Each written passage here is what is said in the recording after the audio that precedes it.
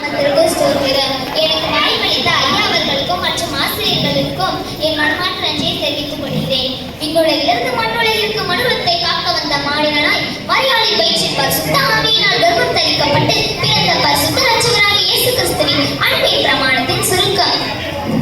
400 வருடம் நீண்ட காலமாக இருந்தது.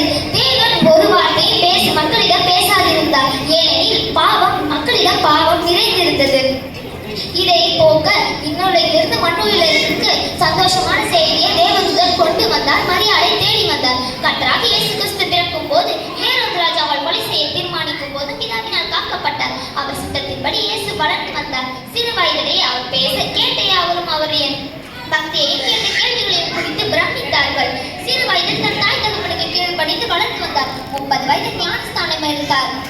தேவன் அவரை பரிசுத்த ஆவியினாலும் வல்லமையினாலும் அபிஷேகம் பண்ணினார். நல்லவனுக்கு நல்லவன் மறிக்கலாம். பாதியாகிய நமக்காக அவர் அடிக்கப்பட்டார், நொறுக்கப்பட்டார், காயப்பட்டார், சிலுவையில் அறையப்பட்டார். பின்பு தேவனால் சில நிமிடம் கைவிடவும் பட்டார். 3ஆம் நாள் உயிர்த்தெழுந்தார். தேவன் அவரை மரண உபாதிகளின் கட்டை அறுத்து எழுப்பினார்.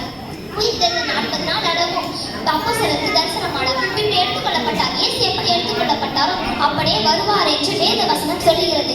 இன்றும் நம் வாழ்க்கையில் நாம் 2 சத்தங்களை அடிக்கடி கேட்போம். முதல் சத்தம் தேவனின் சத்தம், பிசாசின் சத்தம். 2ஆம் சத்தம் தேவனின் சத்தம். பிசாசின் சத்தமோ உலகில் இருக்கும் அனைத்து இச்சைகளையும் காட்டி நம்மை நித்திய அழிவுக்குள் தள்ளுவது. தேவனின் சத்தமோ அவருடைய வார்த்தைக்கு கீழ்ப்படி அவர் சித்தத்தை செய்யும் போது நமக்கு நித்திய வாழ்வை அவர் தருவார். இனி காலம் செல்லாது, சீக்கிரத்தில் வருவேன் என்று கர்த்தராகிய இயேசு கிறிஸ்து சொல்லுகிறார். விழித்திருப்போம், ஜெபம் பண்ணும், வருகைக்கு ஆயத்தப்படுவோம். ஆமென். God bless you.